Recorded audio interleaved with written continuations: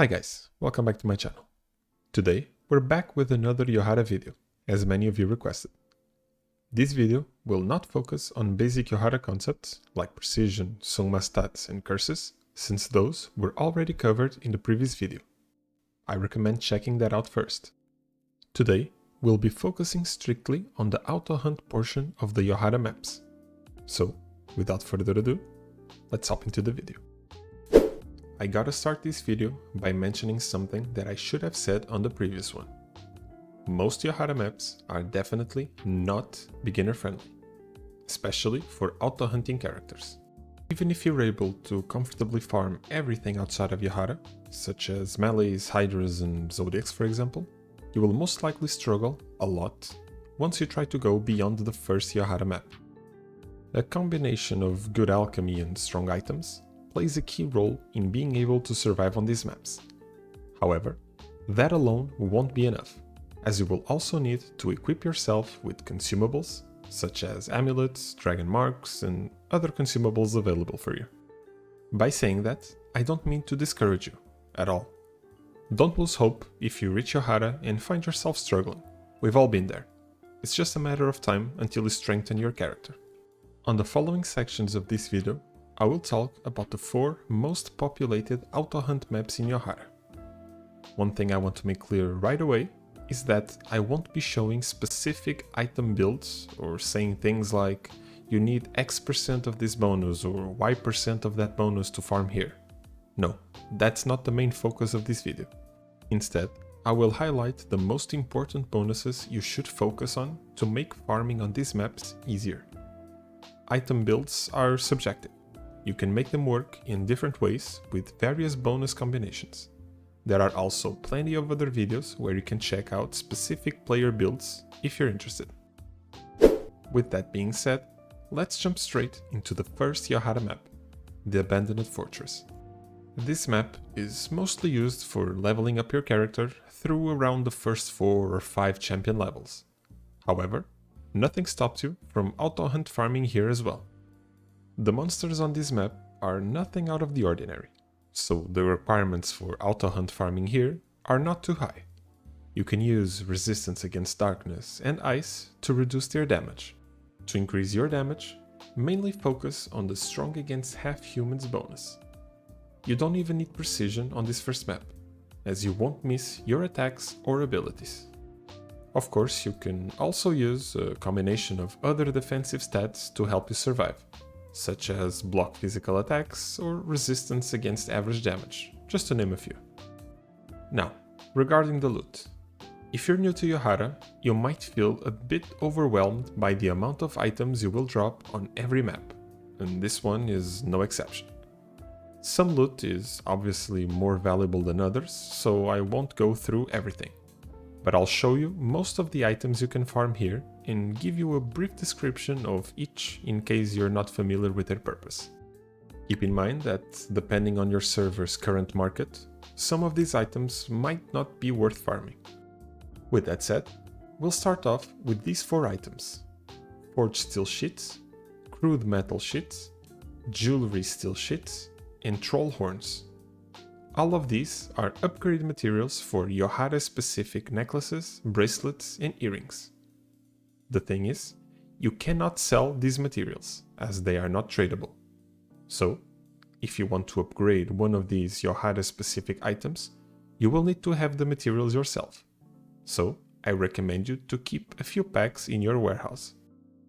Sticking with upgrading materials, you can also get leather hardeners and leather hardeners plus. Their main purpose is to serve as upgrade materials for the regular Yohara gloves. Moving on to the next loot, we have all types of power shards, including the holy power shards, which are only obtainable in Yohara. You can also get elegant power shard chests, which give you even more power shards. All of these shards are used as materials to add the 6th and 7th bonuses to your items. Next on the list, we have the 9th path book chests and talent potions. You can either sell the chests to other players or open them for a chance to get a book that upgrades the 9th skill of a random class from the first point all the way to G1. Talent potions are used to upgrade these same skills from G1 to P, similar to how soulstones work for regular skills. Another valuable chest you can find here is the Kelpie chest. Using a Kelpie key, you can open it to obtain materials needed to craft a carbon fishing pole. We have yet another chest on this list. And yes, you get a lot of chests on these maps. I'm talking about the random treasure chests and their corresponding random treasure keys. None of these are tradable, but you can open them to get other chests, such as platinum, gold, and silver chests, along with their corresponding keys. These are particularly useful for the treasure hunt event. If you're not familiar with it, I have a video on my channel explaining it, so go check it out. Next on the list is one of the game's latest additions, the delicious tasty treats. These items increase your pet's red experience by 200,000 if the pet hasn't reached champion level yet, or by 1,200 if it has already reached champion level. Last but not least, you can get empty resistance and power elixirs, as well as darkness and ice flowers. By combining these, you can create potions that increase your elemental resistance or power. With the first map out of the way, let's dive a bit deeper into Yohara and talk about the mysterious dungeon. To access this map, you need to follow this specific path to reach the mysterious altar NPC. To enter, you need to own a mysterious ticket, which you can get by defeating Yohara bosses. Alternatively, you can use a mysterious ticket premium, which can be purchased in the item shop for 29 dragon coins or bought from other players in-game. This is one of the most popular auto hunt maps in Yohara, not just for farming, but also for leveling up. At the time I'm recording this video, it remains as the best leveling map in Yohara, so players used it to level up their characters all the way to champion level 30. To withstand this map, your character must at least match the following Sungma stats: 25 strength, 15 vitality, 25 resistance, and 30 intelligence. However, the last stat is negligible, so you can safely ignore it. The bonuses for this map are very similar to those in the Abandoned Fortress. You can still use resistance against darkness and ice to reduce the monster's damage, and strong against half-humans bonus to increase your own damage. There are, however, two key differences when comparing this map to the Abandoned Fortress. The first one is that you actually need some precision to kill the monsters here. Without it, most of your attacks and abilities will miss and you won't deal any damage. This is true for every Yohara map, except the Abandoned Fortress.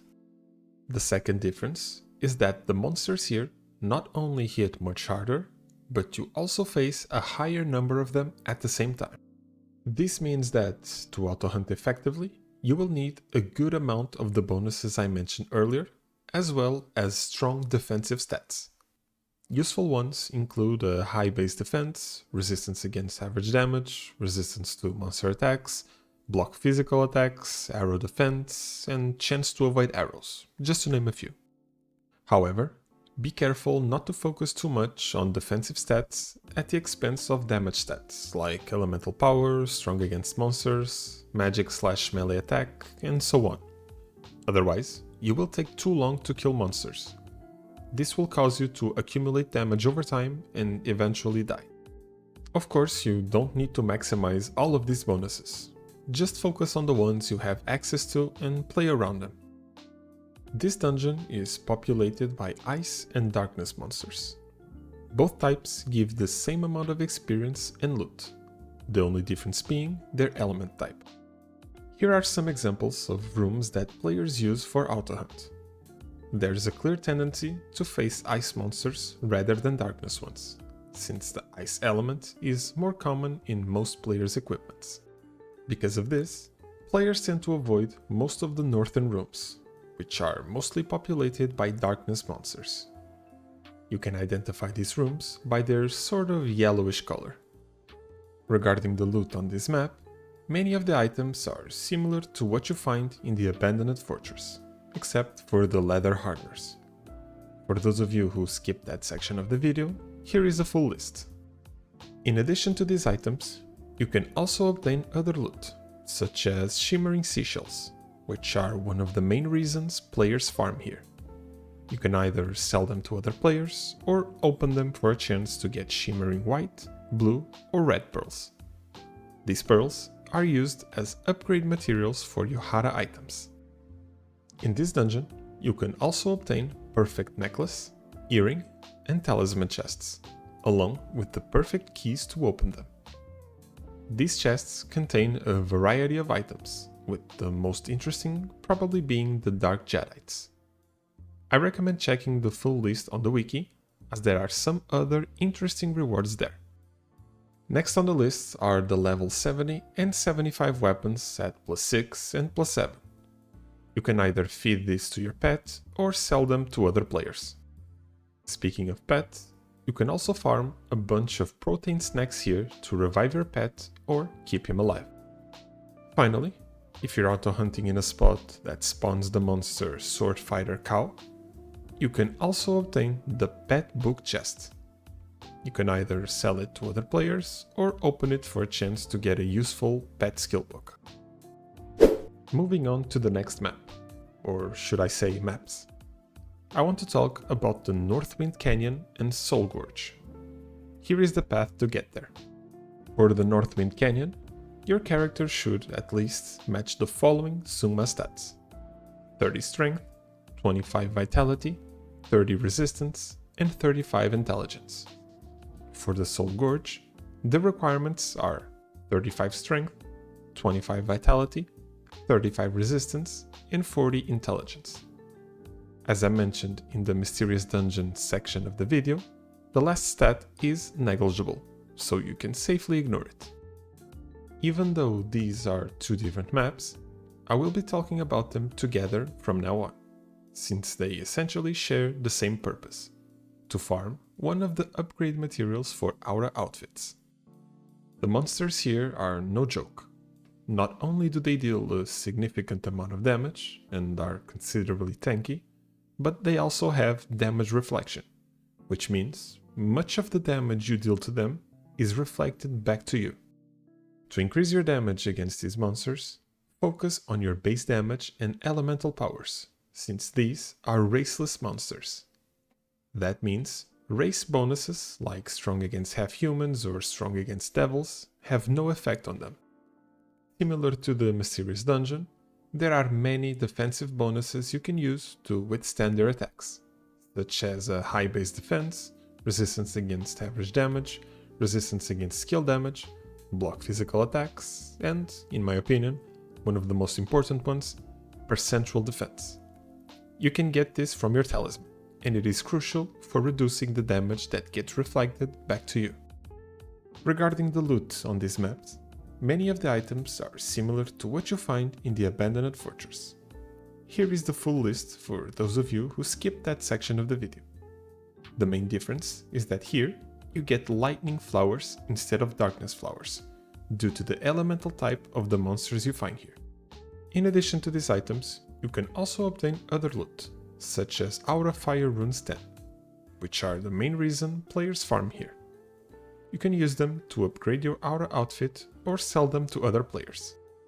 And lastly, Serpent Stones and Serpent Stones Plus, which are upgrading materials for the Serpent armors. Regarding the auto hunt spots on these maps, there are plenty of options, but here are a few examples.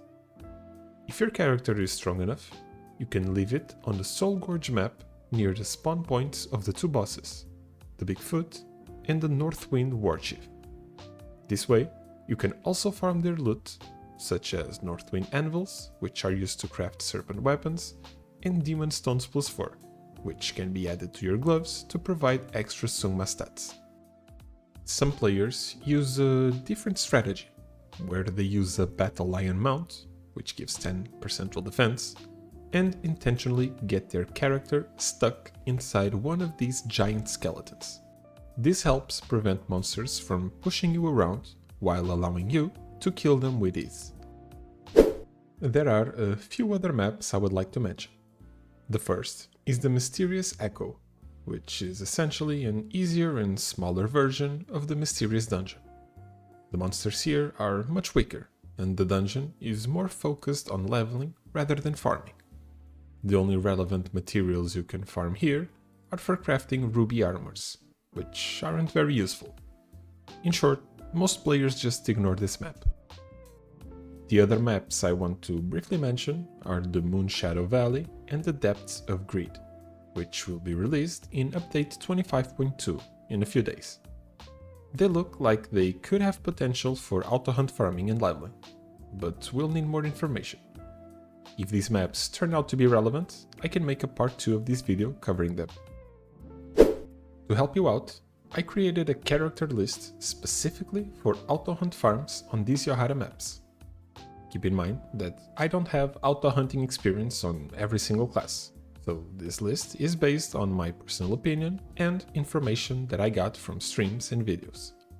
Also, you can obviously auto-hunt with any character, but even among similar characters, some will clearly stand out.